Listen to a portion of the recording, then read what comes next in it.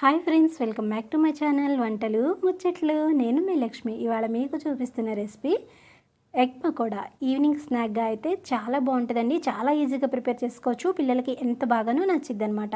ముందుగా దీనికి కావాల్సిన పదార్థాలు: ఒక ఎగ్, ఒక పెద్ద సైజు ఉల్లిపాయ ఒకటి, 2 పచ్చిమిరపకాయలు, వేపిండి 1 స్పూను, శనగపిండి 2 స్పూన్లు, రుచికి సరిపడా ఉప్పు, ఆయిల్ ఫ్రైకి సరిపడా చేసుకోవాలి, పసుపు ఒక 2 చిటికెడు.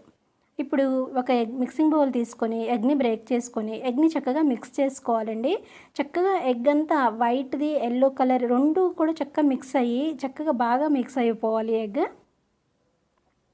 స్పూన్ పెట్టి కలుపుతూనే ఉండండి, అప్పుడు చక్కగా మిక్స్ అయిపోతుంది ఎగ్.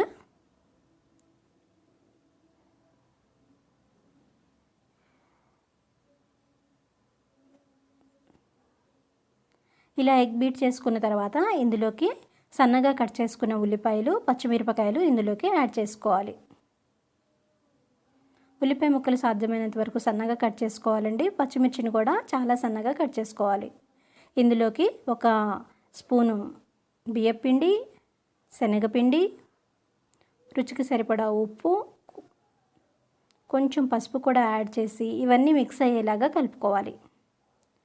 వాటర్ వేయవలసిన అవసరం ఉండదండి. మనం ఎగ్ మిశ్రమంతోనే ఈ పిండిని అంతా చక్కగా కలిపేయడానికి సరిపోతుంది. అయినా కూడా మీకు ఇంకా థిక్గా అనిపిస్తే ఒక చిన్న 2-3 స్పూన్ల వాటర్ యాడ్ చేసుకోవచ్చు. మీరు చూసారా, ఇలా బ్యాటర్ ప్రిపేర్ అయిపోవాలి.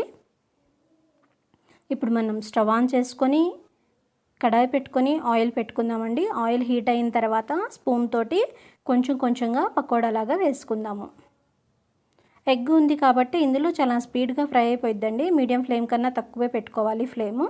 ఇలా ఒకటిగా ఇందులోకి వేసుకోవాలి. చాలా మంచి ఫ్లేవర్ తోటి అండ్ తినడానికైతే చాలా బాగుంటుందండి. అండ్ చాలా ఈజీగా కూడా ప్రిపేర్ చేసుకోవచ్చు.